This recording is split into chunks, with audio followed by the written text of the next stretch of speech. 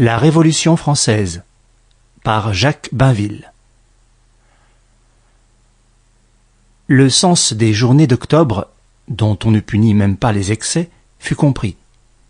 120 députés, estimant que l'Assemblée n'était plus libre, se retirèrent. Parmi eux était Mounier, l'homme du programme de Vizille. Dès le mois de juin, l'émigration avait d'ailleurs commencé. De la fraternité, on allait à la guerre civile, comme de l'amour du genre humain, on irait à la guerre étrangère. La première émigration n'eut pas seulement pour conséquence d'affaiblir à l'intérieur les éléments de résistance au désordre. Pour la plupart, ces émigrés étaient non pas des timides qui avaient peur de la Révolution, mais des hommes énergiques qui voulaient la combattre et qui trouvaient aussi naturel de passer l'étranger que, sous la Fronde, l'avaient trouvé Condé et Turenne. Ils furent ainsi amenés à prendre les armes contre leur pays et s'aperçurent trop tard que les monarchies européennes n'étaient disposées à aucun sacrifice pour restaurer la monarchie française. La première émigration entraîna de graves conséquences à l'intérieur. Elle causa de redoutables embarras à la royauté, à laquelle les émigrés ne pardonnaient pas ses concessions au mouvement révolutionnaire et qui fut prise entre deux feux. Les députés du tiers qui, comme Mounier, s'éloignèrent par dépit et renoncèrent tout de suite à la lutte, n'eurent pas un tort moins grave. Les uns et les autres, en tout cas, avaient vu qu'il s'agissait bien d'une révolution. On ne peut pas en dire autant de beaucoup qui gardèrent leurs illusions ou ne s'aperçurent de rien.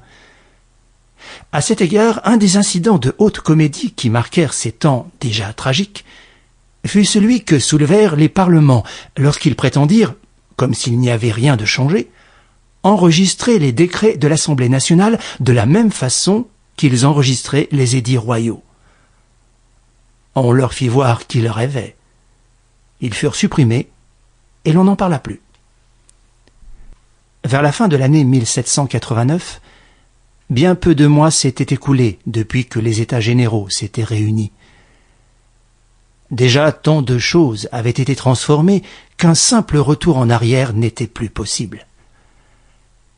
La résignation de Louis XVI aux événements a paru inexplicable.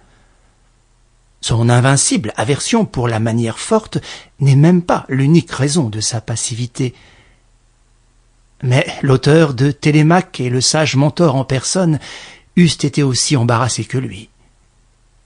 Imaginons qu'à un moment quelconque, un coup de force eût chassé l'Assemblée. Quelle sorte de gouvernement y aurait-il eu? Le roi eût-il relevé ses parlements, restauré ses provinces à privilèges, ces pays d'État dont l'opposition ou les résistances avaient tant gêné la monarchie? Les anciennes institutions d'origine historique, ranimées par le roi lui-même, avaient été renversées par les États généraux d'institutions d'origine historique aussi. Comment sortir de là? Cette difficulté, cette contradiction, paralysait Louis XVI depuis le début de son règne. Peut-être avait-il fini par penser, comme le pensèrent des hommes qui avaient vu les embarras du gouvernement avant 1789, qu'après tout, ce qui disparaissait avait voulu et appelé son sort. Cependant, il fallait remplacer ce qui était détruit. La constitution que l'Assemblée élaborait devait tenir lieu des coutumes, des droits traditionnels, des lois fondamentales dont se composait ce que les légistes appelaient l'ancienne constitution du royaume. On comptait y ménager le rôle et l'avenir de la monarchie, dont le principe n'était même pas discuté. En 1789, selon le mot de Camille Desmoulins, il n'y avait pas 10 républicains avoués en France. Mais il ne s'agissait pas seulement de donner au royaume une forme de gouvernement et de choisir entre les théories constitutionnelles à la mode. Il s'agissait aussi de gouverner en constituant. Tout en construisant les étages de sa constitution, l'Assemblée gouvernait et les mesures qu'elle prenait devaient avoir des répercussions qu'elle ne calculait pas. De plus, il fallait compter avec les ambitions personnelles, les hommes qui aspiraient au pouvoir, les partis déjà apparus et qui lutteraient pour le conquérir. La constitution monarchique que l'on préparait serait éphémère. Sample complete. Ready to continue?